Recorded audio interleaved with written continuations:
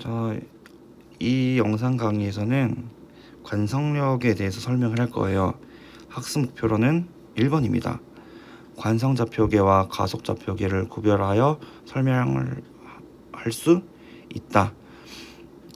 지금 선생님이 찍는 영상 강의는요, 여러분들이 그래도 수업됐던 거를 어느 정도는 기억한다라는 가정 하에서 수업을 진행하도록 할게요.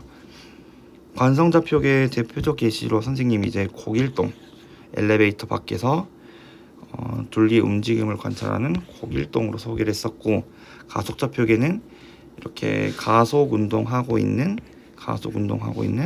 엘리베이터 안에 둘리가 가속좌표계의 대표적인 예시로 삼아서 선생님이 수업을 했었습니다. 자, 이 수업을 들어갈 때 맨 처음에 한 게 동영상 시청이었어요. 선생님이 직접 찍은 영상을 시청을 하고 이 영상의 공간이 어디인지 맞춰보게끔 했었는데요. 정답은 엘리베이터였죠. 선생님이 직접 엘리베이터에서 생수병과 저울을 들고 생수병의 무게가 실시간으로 변하는 모습을 보여줬었습니다.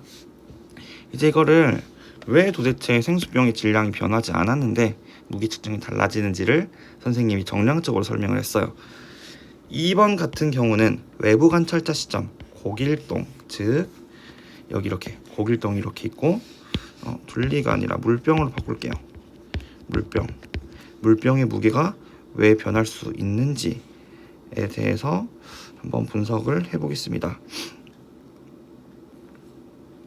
자, 우선 간단하게 물병의 질량은 1kg이라고 가정을 할게요. 그렇다면 무게는 뭐다? 10N이 되겠죠.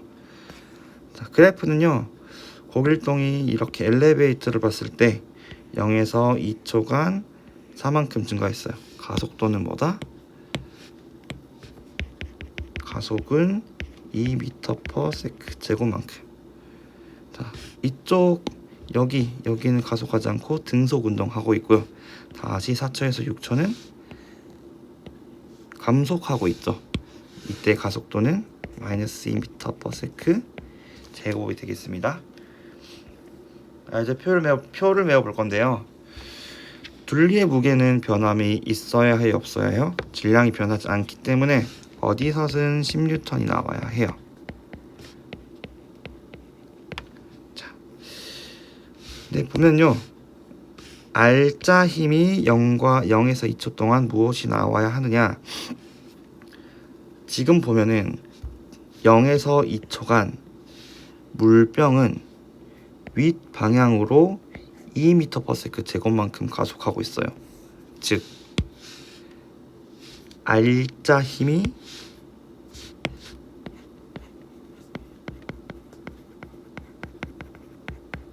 윗방향으로 2N만큼 나와야 한다는 얘기죠. 왜? 질량이 1kg 그리고 가속도는 2m/s 제곱이라고 했기 때문에.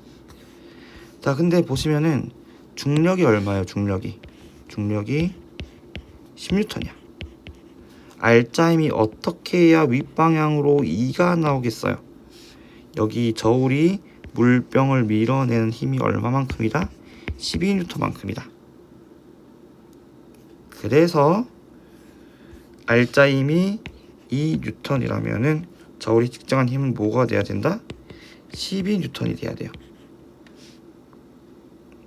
자, 2에서 4초간 보겠습니다.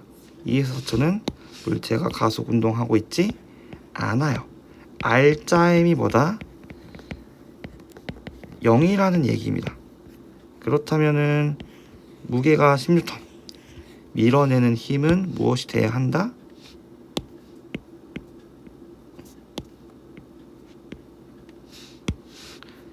10N이 되어야 한다. 왜? 알짜 힘이 0이기 때문에. 그래서 알짜 힘은 0N, 10N 이렇게 되겠습니다. 4초에서 6초도 보겠습니다. 알짜 힘이 어떠한 방향으로? 아래 방향으로 이만큼 나와야 해요. 그렇다면은 밀어내는 힘이 얼마만큼 돼야 아래 방향으로 2N이 될까요? 그렇죠. 8N이 되어야 10을 8만큼 커버치고 나머지 2가 되겠죠. 그래서 R자 힘은 마이너스 2N, 저울이 측정한 힘은 8N, 이런 식으로 해석하시면 되겠습니다. 자, 내부 관찰자 시점, 그러니까 고길동은 당연해요. 이렇게 해석을 하면 돼. 응당 그렇게 막 신기한 일도 아니야. 근데 둘리 입장에서는 조금 다르죠. 이 현상이 굉장히 신기해요. 왜? 자기는 이제 가속 운동을 하고 있는지 모르는 상태거든요. 그래서 둘리 입장에서는 이 R자 힘이라는 개념을 쓸 수가 없어요. 왜? 나는 가속 운동하고 있는지를 모르기 때문에. 자, 그럼 이런 상황에서 둘리는 어떻게 해석을 해야 하느냐? 이렇게 해석할 수밖에 없어요. 아, 내가 지금 어떤 상황인지 모르겠지만 내가 모르는 무언가 가상의 힘이 작용하고 있구나 라고 해석을 할 수밖에 없어요. 이거를 뭐라 부른다? 관성력이라 불러요. 우리가 가끔씩 쓰는 이 관성력이라는 단어는요, 고길동의 입장에서는 써서는 안 되는 말이에요. 이렇게 가속 운동하고 있는 둘리나 물병에 대해서 둘리와 물병이 할 수 있는 말이란 얘기예요. 조금 더 구체적으로 봐볼게요. 관성좌표계는 정지에 있거나 등속도로 운동한 관찰자를 기준으로 정한 좌표계로서 예시를 들자면 고길동의 관성좌표계에서, 고길동은 정지에 있잖아요. 고길동의 관성좌표계에서 둘리는 0에서 2초간 등가속도 운동을 하는 걸로 해석한다. 이렇게 쓰시면 돼요. 가속좌표계는요, 둘리처럼 가속도 운동을 하는 관찰자를 기준으로 정한 좌표계예요. 그래서 둘리는 가속좌표계에서 관성력을 느끼고 있다. 이런 식으로 쓰시면 되겠습니다.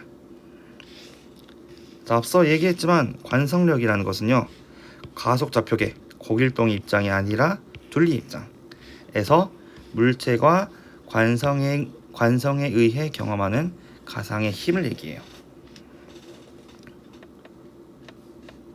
자, 다음 그림에서 관성력의 방향과 크기를 알아볼 건데요. 엘리베이터가 윗 방향으로 A만큼 가속하고 있어요. 그렇다면 이 물체의 입장에서 느끼는 힘은 무엇이 있을까요? 자기의 중력 말고도. 이렇게 엘리베이터로 갑자기 들어 올려 버리면, 윗방향으로 가속도가 생기면은 이 물체는 뭔가 자신이 무거워졌다는 느낌을 받을 거예요. 그래서 관성력의 방향은 아래다.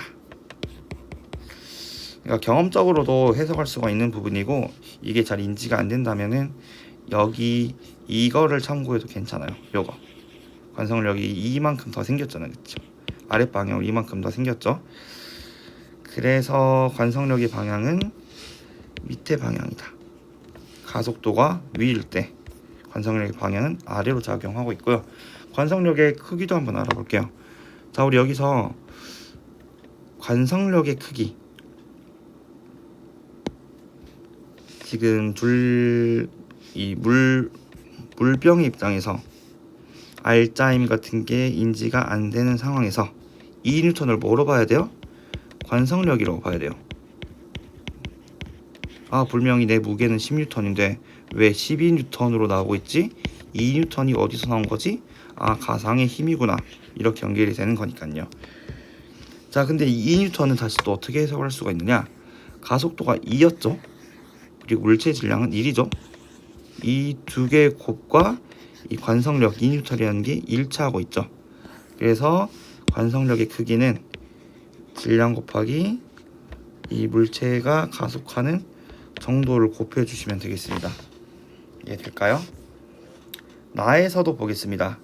나에서 관성력의 방향은 이렇게 갑자기 엘리베이터가 땅으로 꺼진다고 생각을 해봐요. 이 물병은 살짝 붕 뜨는 느낌을 받을 거예요. 자신의 무게가 갑자기 감소된 느낌. 그래서 관성력의 방향은 윗방향, 무언가 붕 뜨는 느낌. 그래서 관성력의 방향은 위로 적어주시면 되고 관성력의 크기도 동일하게 MA로 정리를 할 수가 있겠습니다.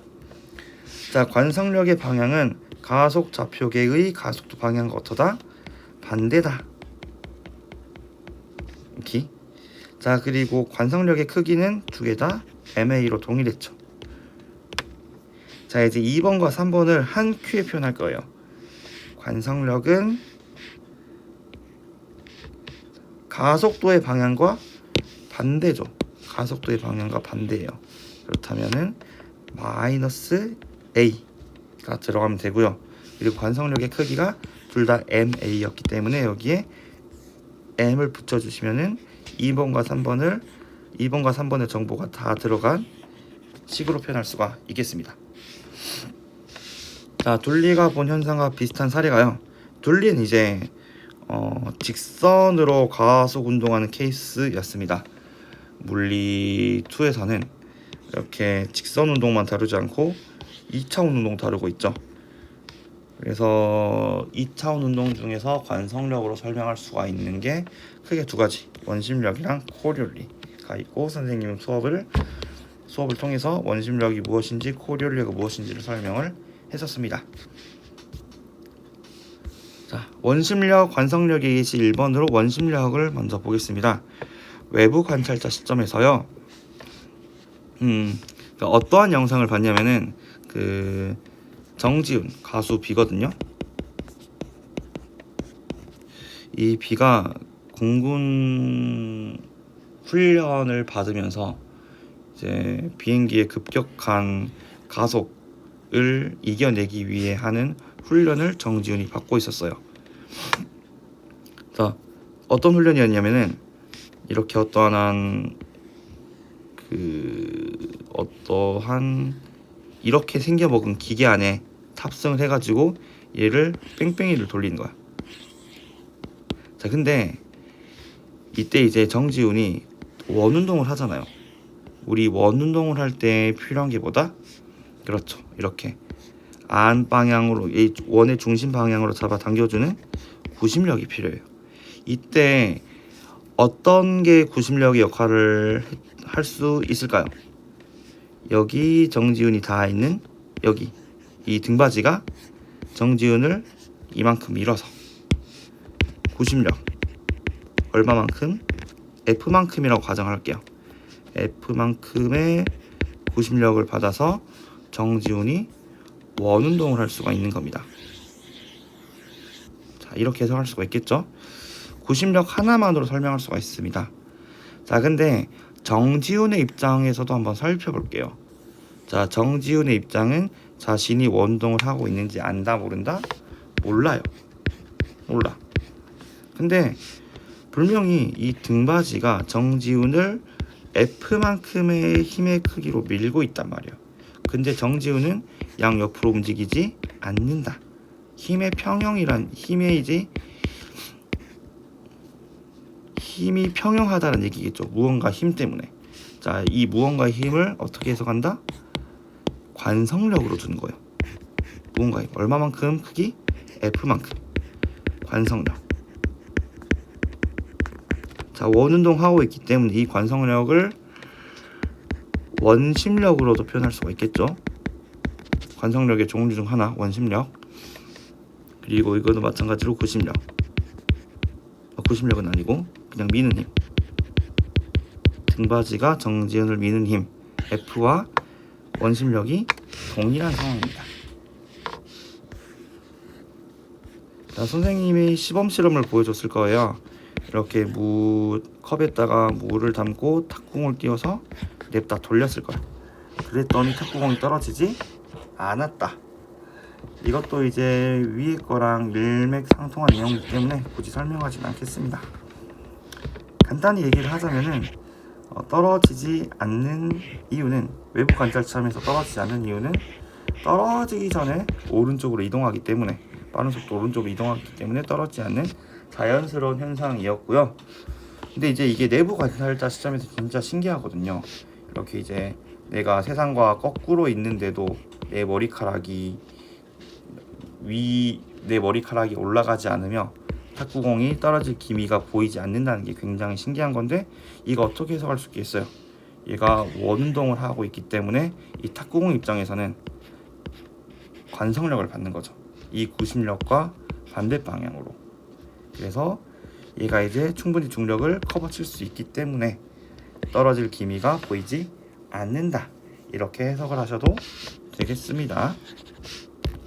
자, 두 번째 관성력 예시로 코리올리를 소개를 했어요. 궁금하면은 유튜브에 똑바로 던져도 휘어져 나가는 공이 있다 검색하시고 대충 보시면 돼요. 대충만 보시면 됩니다. 대충만. 여기까지가 관성력 강의였습니다. 수고하셨습니다.